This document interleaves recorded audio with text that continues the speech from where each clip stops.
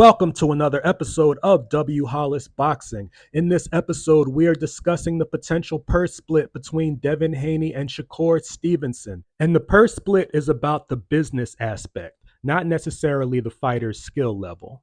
So when you see Shakur Stevenson rejecting 25%, that 25% is not a reflection of his skill level because he's obviously a pound for pound level talent. It's a matter of the revenue that his fights have generated. Now, with that said, and I'll always say this, a fighter deserves whatever they can negotiate. That's their worth. Their worth is whatever someone is willing to pay them for their services. Now, in this next slide, Devin Haney's tweet alludes to an important question. The 25% is 25% of what? Because 25% of a smaller number is different from 25% of a larger number. That's going to make all the difference.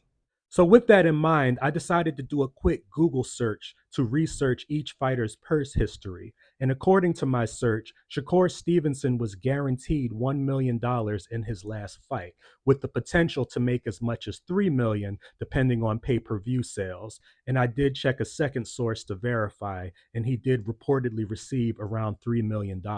That's not exact. I just did a Google search to give me a baseline as far as comparison. I also saw where he made 1.7 million against Jamel Herring.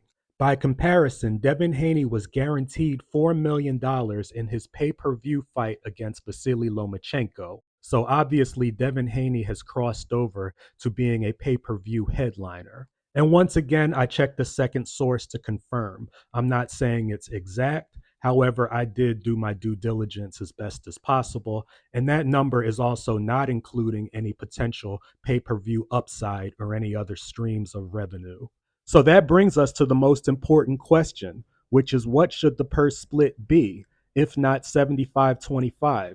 So I always like to take the career high purses together and put them into a pot. So let's say for Devin Haney, it's 4 million. And let's say that for Shakur Stevenson, we'll split the difference between 1 and 3 and say 2 million. So that would be 6 million in the pot. Do I believe that both should get 3 million?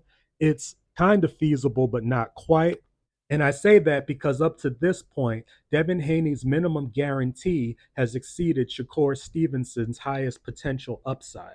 So, taking all of that into consideration, along with the fact that Shakur Stevenson is a two-division world champion, I believe that 65-35 is a reasonable split.